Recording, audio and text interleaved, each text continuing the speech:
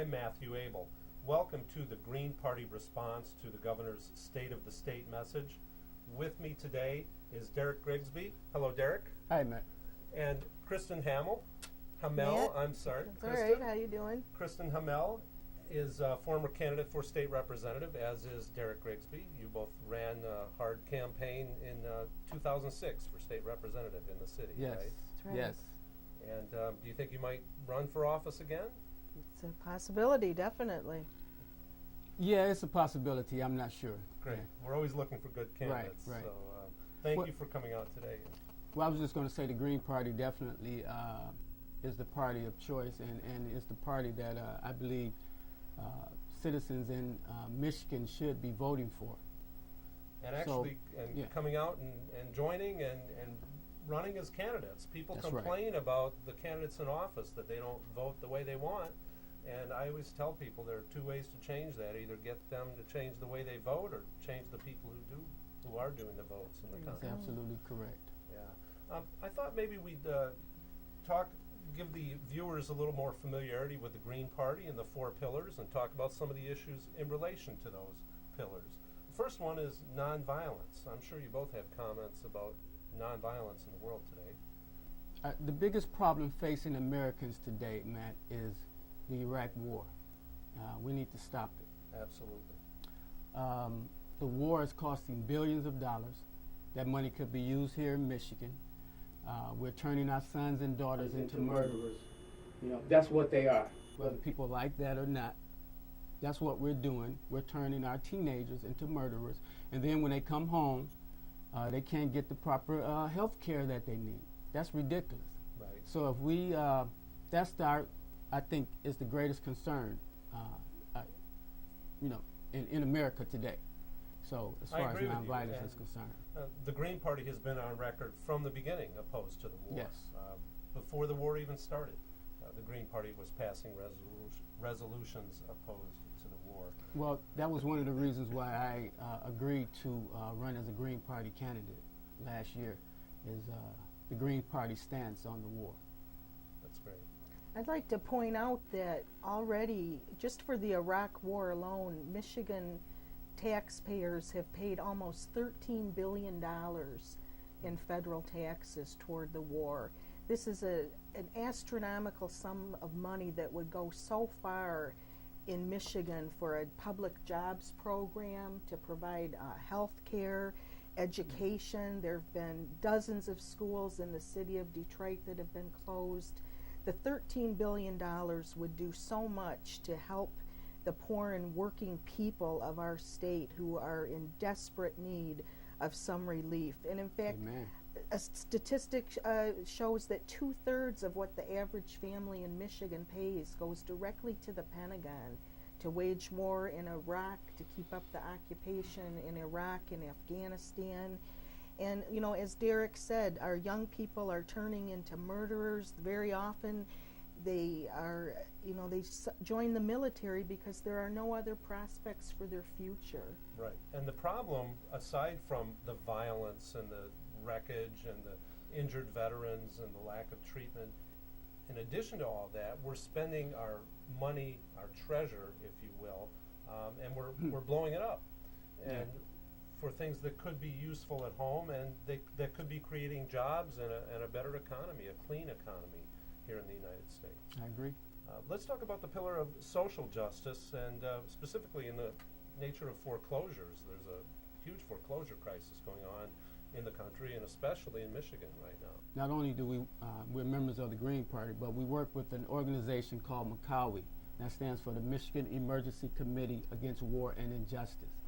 And we're asking the governor to declare a moratorium on foreclosures right now.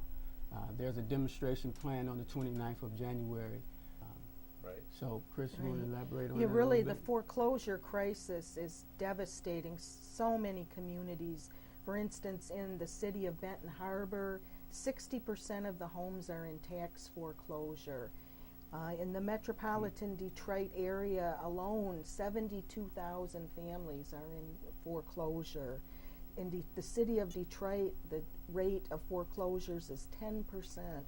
In some neighborhoods, it's as high as 17%.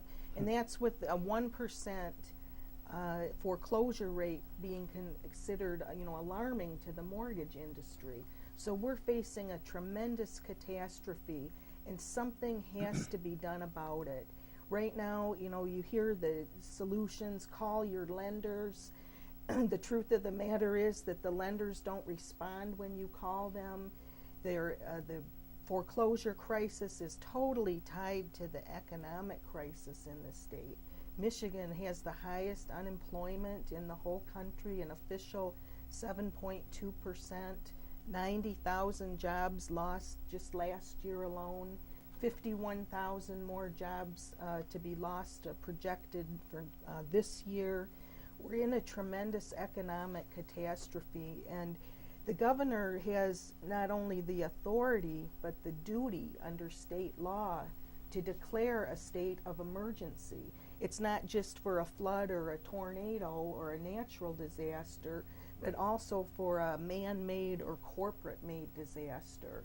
So really we're fighting very hard to press the governor to use her authority to declare a state of economic emergency and impose a moratorium to stop all foreclosures in the state. And many people think, well, how can you do this? But the fact of the matter is there are 3 Michigan laws which enable the governor to do just this type of thing, to utilize her emergency powers. And in fact, in the Great Depression of the 1930s, a moratorium was in effect in Michigan for a period of 5 years, and it was upheld as constitutional both by the Michigan Supreme Court and the U.S. Supreme Court. And it wasn't just in Michigan. There were 25 other states that had a moratorium on foreclosures. So we really feel that this is a winnable demand. It's something that people have to organize around to fight for. The governor isn't going to concede it very easily, but with enough people facing foreclosures who really have nothing else to lose, we're hoping we can get those ground troops that will be the bulwark of a struggle to force her to do just that. And there are other serious economic issues. There's a driver responsibility fee that a lot of groups are attempting to get repealed. Oh yes, the driver responsibility fee is, well, I'm a citizen of Detroit. Detroiters are really feeling the crunch right now. We already, I think our employment rate or unemployment rate is probably one of the highest in the country. And then there's this fee no one voted on, just came up out of nowhere, 1995, I believe, that tax or responsibility fee on a driver for an infraction if they admit to if they admit responsibility for certain infractions, traffic infractions, they can be assessed a fee for up to 2 years, along with the fine. Right, that's over and above fines and Right, costs. so if you get the fine, you admit responsibility, I was wrong, I want to pay the fine, you're taxed. Right, then you get a letter from fee. the Secretary of State. So, right. And it really is,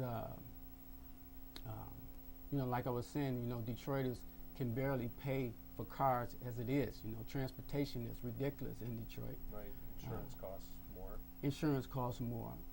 One of the infractions is driving without insurance. I would think that in Michigan, probably 30% of the people drive without insurance, and in Detroit, probably a lot more than that. So it's like adding on to our suffering. Something that we didn't vote on. Right. So we're trying to repeal that. There's a group. Sure. Where the Green Party is supporting repealing the driver responsibility fee, right. And it's been gaining momentum. There online petition for it to repeal it. There's a state senator who is in favor of repealing it. So, yeah. We'll see how that goes. Yeah. Right. Kristen, I know you've been active in the struggle for reproductive rights and for gay and lesbian rights Yes. as well. And that's something that I've paid a lot of attention to in my campaign in 2006 for state representative. Right now, the right of women to choose is under attack, not only in Michigan but all around the country, at the federal level as well as the state level. Excuse me. This week, the state Senate voted to outlaw a certain type of first trimester abortion. It's a grossly misnamed law. I'm not even going to say the name of it. It was something that the U.S. Supreme Court ruled, basically said was illegal last April. And it's an unnecessary law. It remains to be seen whether it will pass the House. And we have to be clear, a lot of people think that because there's a Democratic-controlled House that, this type of legislation won't pass. But the fact of the matter is that on both the state and federal level, just because someone is a Democrat does not mean that they are a proponent of women's reproductive rights. In fact, Governor Granholm refused to state whether or not she would veto this law that was passed by the Senate if it indeed comes to her.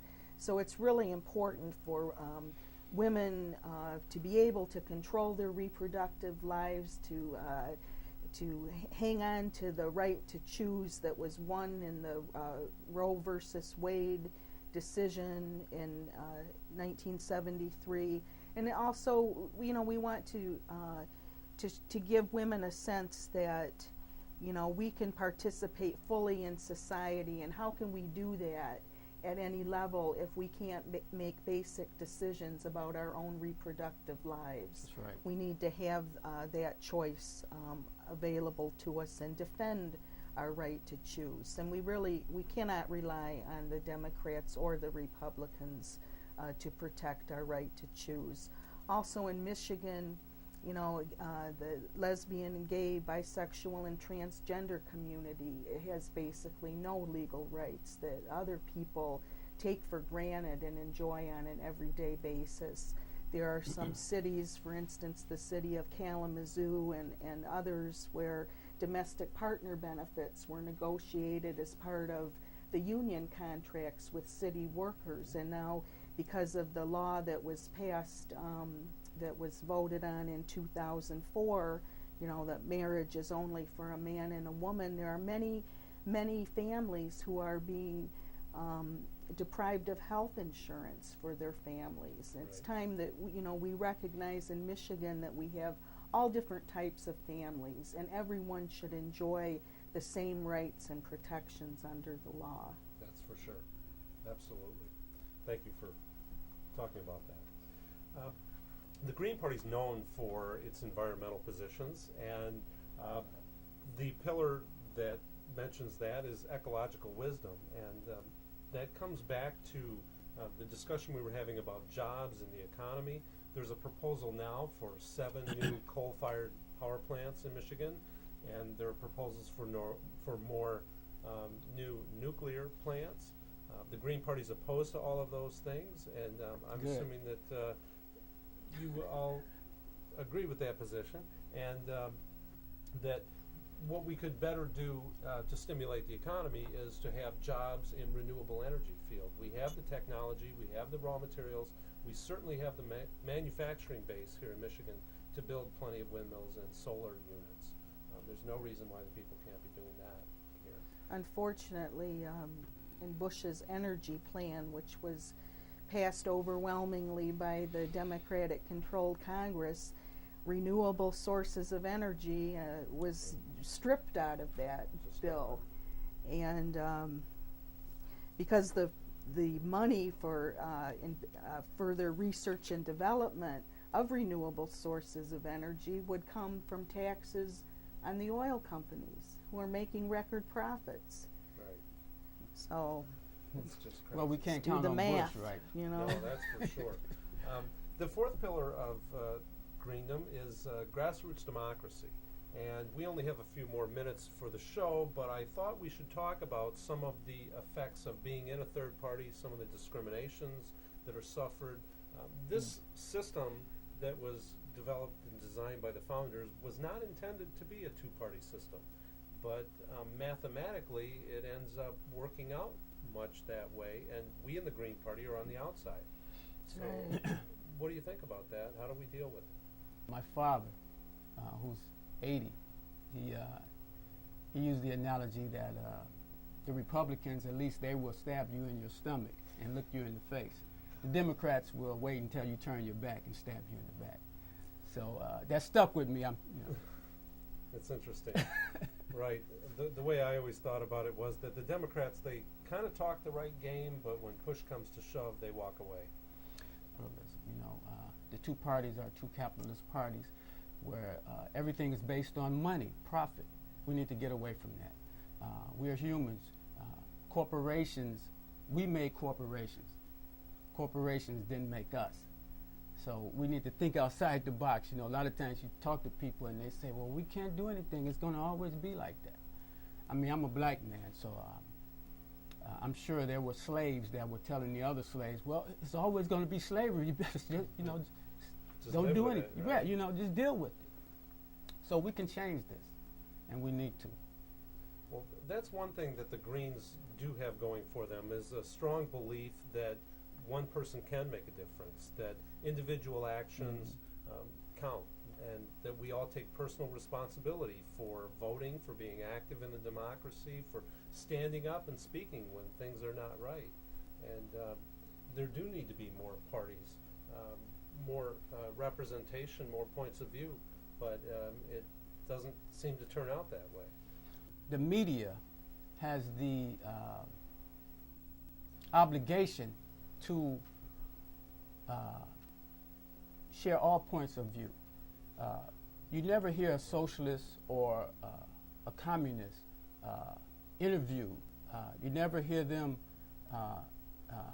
added to roundtable discussions. They have a lot of good views. We need to hear all the views.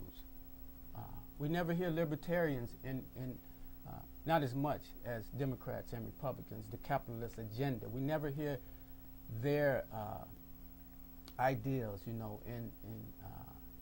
in reports on television. We need to hear different points of view so the American public can say, yes, we can do that.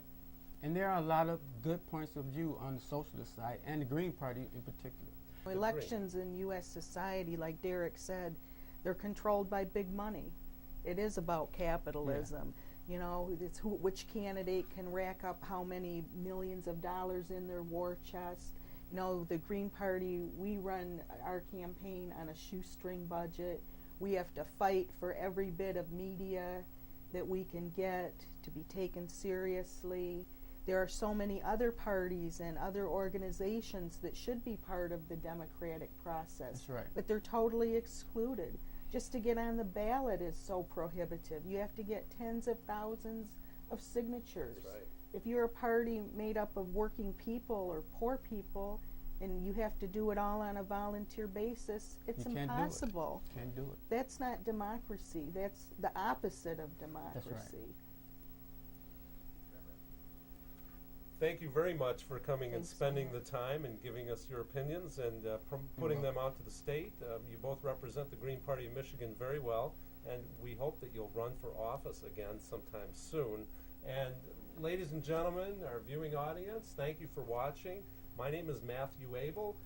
You've been watching the Green Party of Michigan response to the Governor's State of the State message. Remember to vote green.